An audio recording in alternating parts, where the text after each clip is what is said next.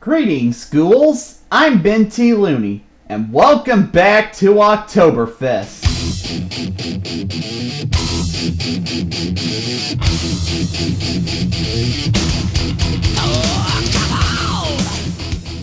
There have been great horror movies over the years.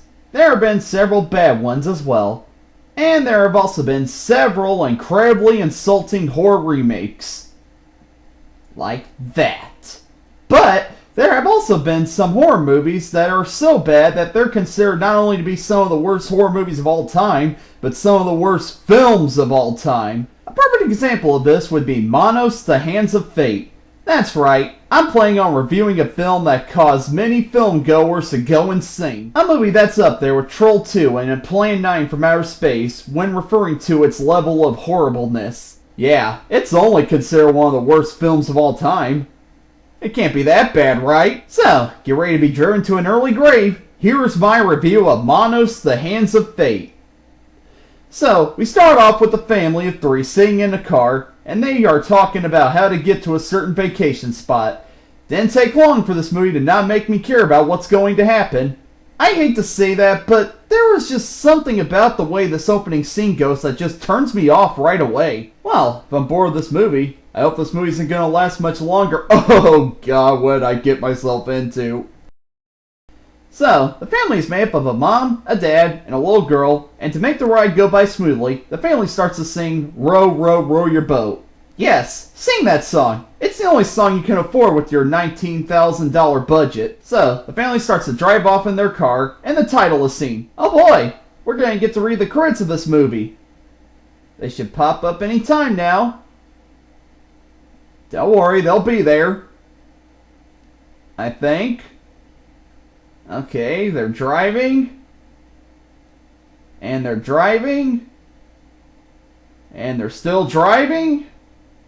Well, looks like I got a while until the movie starts. I'll go make a sandwich. Peanut butter and jelly. Okay, now I'm ready to watch this. And they're still driving. That's alright. I have a lot of chores to do around the house anyway. Whew. Feels good to have all that work done. Now I think it's time to... And they're still driving! Alright, fine. I can wait, movie. I'll just find something else to do with my time. Almost there, and... done. Alright, I finally got around to writing my autobiography. I am Benthelooney. I hope my life gets more interesting than that. It took 2 years, but I finally did it. I managed to watch the Lord of the Rings trilogy. It was okay. By Buddha, I've done it. I have completed myself. I have reached inner peace, become one with the universe, and I discovered the meaning of life, which I will share with you folks. The purpose of our existence is... Oh crap! I have to get back to my review! Alright, maybe now they finally managed to get to their destination, and they're still driving! What the truck, movie? What is it with all the driving? Okay, we admit it. You're creating art by filling the same cornfield over and over again. But for McKimson's sake, show us something else! I don't care where it is, just get to something that's not driving, please! Alright. That's random, but I'm not complaining. Okay, so this young couple makes out. And keeps making out. And they're still making out. And fall for the love of freeway, go back to the driving! And it cuts back to the driving. Ah, thank you, movie. Now, instead of regretting the fact that I'm single, I can enjoy peaceful driving and seeing the sights. There's a cornfield. And a cornfield. And a dog. No, wait, that's a cornfield. And a tree. And a corn... I can't take this! Go back to the people making out! And it does. What the heck? Is this movie trying to decide what movie it wants to be? Does it want to be a softcore porno? Or does it want to be a travel documentary? Make up your mind already! Anyway, the makeout session is broken up by a cop. I don't mind crooks running around with rocket launchers, but people expressing their love for each other? Not my town, Buster. So, Andy Griffith's second cousin sends the loving couple on their way. Would you guys like to know what the point of that scene was? So would I. Anyway, we got back to the family as they finally stop the car at an old house. They see a guy named Torgo, and they ask him for directions. Something you'll notice in this film is that even when the characters are done talking, the camera still keeps filming the actor. I guess the editor was sick that day. The family then asks Torgo how they get back to the main road, and Torgo replies, "There's no way out of here. It'll be dark soon. There's no way out of here. This movie is boring. The dialogue is repetitive. This movie is boring." Anyway, the family asks Torgo if they can spend the night at the house. Torgo then says that the master won't approve. Well, alright then. I guess the family gets in their car and leaves, right? Right? Or you can just stand there looking at the camera. Does any character have anything to say? Do these shots have any points? Do their blank faces symbolize anything? Would somebody say something already? Torgo then says that they can stay. What? You just went on saying how your master wanted to approve and then you say, nah, it's alright. What? Did them staring at you like ghosts make you change your mind? God, this film has the pace of a snail carrying a turtle on its shell. Anyway, Torgo then starts to help them carry their bags inside, while saying, you can't stay, the master won't approve. Yeah, you can't stay, which is why I'm helping you carry your bags into my house. That's my way of saying leave. So, the family settles in the house, and the parents, named Michael and Margaret, stare at a painting, and the camera shows the painting for many seconds. Okay, movie, we saw the painting. Please go back to progressing whatever your story is. So, Michael asks about the painting, and Torgo says that the painting is of the master. The camera then keeps showing the painting. Okay, it's a painting. We see it. Please progress! So, as this movie continues at its slug pace, the parents hear howling, and Margaret gets scared. Yes, Maggie, animals make noises. This is something you wouldn't be aware of because, you know, you're a 60s female stereotype. Michael then goes outside to stop the howling, and the family dog runs outside. The dad runs after it and sees that the dog was killed. Well, there goes my favorite character I only saw for 1 second. The dad then goes back into the house to see Margaret, and she wants to leave, so Michael goes outside to work on the car. Meanwhile, Torgo starts to get frisky with Margaret, saying that the master wants her, and he proceeds to gently touch her. Oh no! Don't do that, Torgo! You'll tickle her? Of course, the mom fires back. Don't you ever try that again, you beast! Yeah, you should beat me up. I'll approve of that, but touching me gently? How dare you? Margaret then proceeds to slap the air and yell for her husband. Help! I'm a woman in a 60s film. I can't defend myself. Of course, Michael is still working on the car, and he can't hear her. He can't hear you because you're not being helpless enough, Margaret. Downgrade yourself more. Yeah, it goes on with Margaret swinging her arms in the air and calling for her husband. You have legs, lady! Use them! God, this isn't a female stereotype. This is a stereotype of a female stereotype. Torgo eventually allows Margaret to go past him. Oh no, Torgo, keep her in the room. I want to hear more of her yelling how much she needs her husband to defend her. Anyway, Michael comes back inside, and he and Margaret stare at the painting of the master again. Oh, for Disney's sakes, we've seen the painting several times already! It's practically burned into our subconscious by now! Did you spend half of the film's budget on that painting so you have to exploit it as long as you can? Come on! You guys stare at that painting so much that you're ignoring the fact that you have a freaking daughter.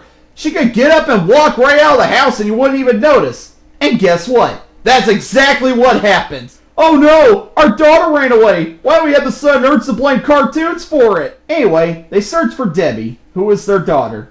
And by search, I mean stand on the porch while the dad waves the flashlight around. Really? Don't worry, honey. We'll find her. Yeah, she's got to be somewhere on this porch. Eventually, Debbie comes back, and she has a dog with her. Mommy, I saw this dog laying by a pile of body parts and I felt sorry for it. Can I keep it? The parents then grab Debbie and the dog runs away. The family heads back into the house, and the mother gives a lecture to her. You should never run away from us, Debbie. Don't you ever run away from us. Do you guys hear an echo, or is this movie just driving me insane? With how incredibly horrible this movie is, I believe either scenario. So, the parents ask Debbie where she got the dog, and Debbie leads them to a room where several cult members are sleeping. The family freaks out, and Michael wants to find Torgo so he can explain himself. Hey, Michael, I have a better idea. Get the heck out of there! But no, that would be the smart thing to do. Instead, the family decides to stay at the house. So, at night, while the mom is undressing, Torgo peeps in on her through the window. Yo-ho! Torgo decides that he wants Margaret to be his new wife, so he knocks the dad out by gently hitting him on the neck with his cane. Wow, these are the most durable characters I've ever seen. I bet you could break their necks just by blowing on them. So, Torgo takes Michael's unconscious body to a tree and ties him to it. We then cut back to the Master's room, and he finally wakes up. Alright, they've been building the Master up for this whole movie. It's time to see what he can do. And he shows off his amazing power of staring at the audience.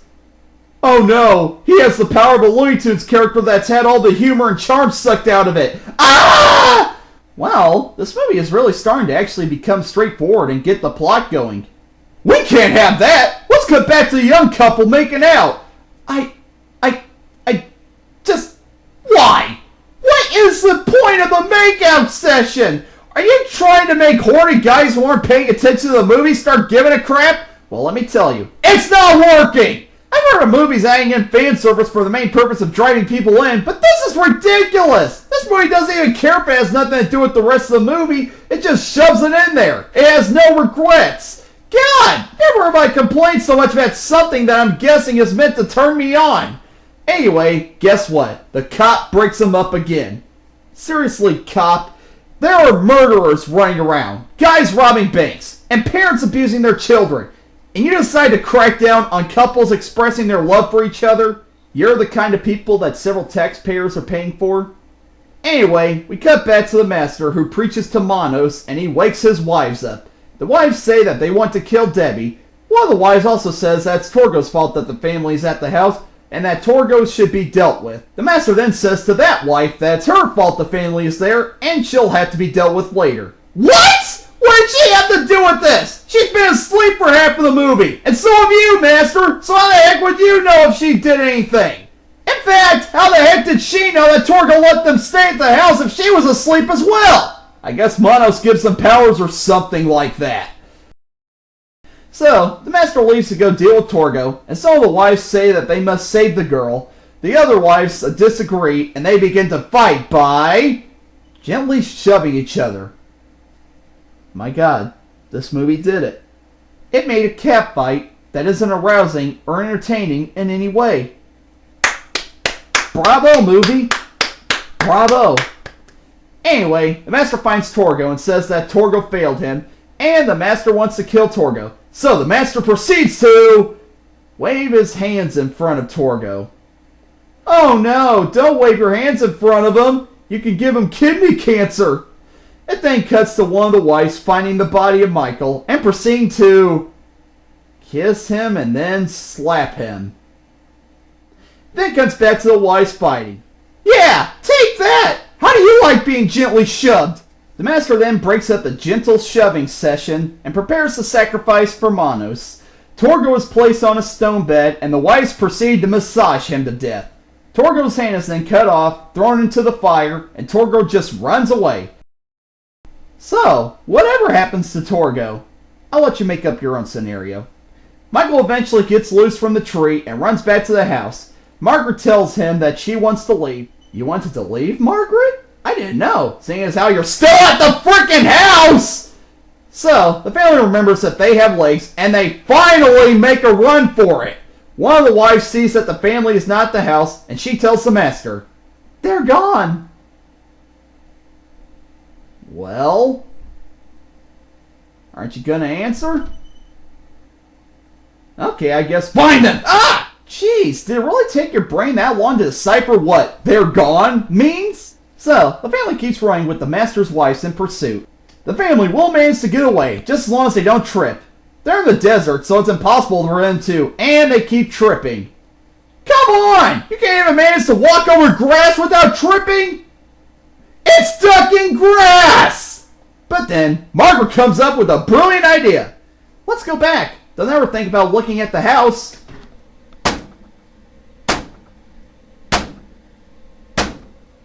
So, they run back to the house because they have the IQs of tree bark, and, big shocker, the master is standing there waiting for them. Yay! Margaret's plan worked! Her plan was to get captured by the master, right? Anyway, it cuts to the next day, and it shows two old women driving, and they stop at the house. And guess who's there to greet them? It's none other than Michael! Dun dun! Oh, who cares? This movie sucks!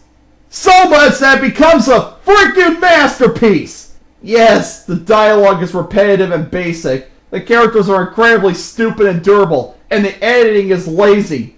But that's what makes it so enjoyable! I'll admit, I had a lot of fun watching this movie. It's up there with Tro 2 in the Room of being movies that are so bad that you just have to appreciate how bad they are. This is a movie that'll just fill you with so much joy and make you realize why it's so great to be alive. So, if you're in a mood for a good laugh, throw out all of your Pauly Shore DVDs, if you bought any, which I hope you didn't if you have functioning brain cells, and pick yourself up a copy of Manos, The Hands of Fate, and be wrapped up in a laugh-filled experience of bad filmmaking. I'm Benthelooney, and I'm signing out. I'm gonna go pray to my master. Hail Tex Avery, full of grace. You see us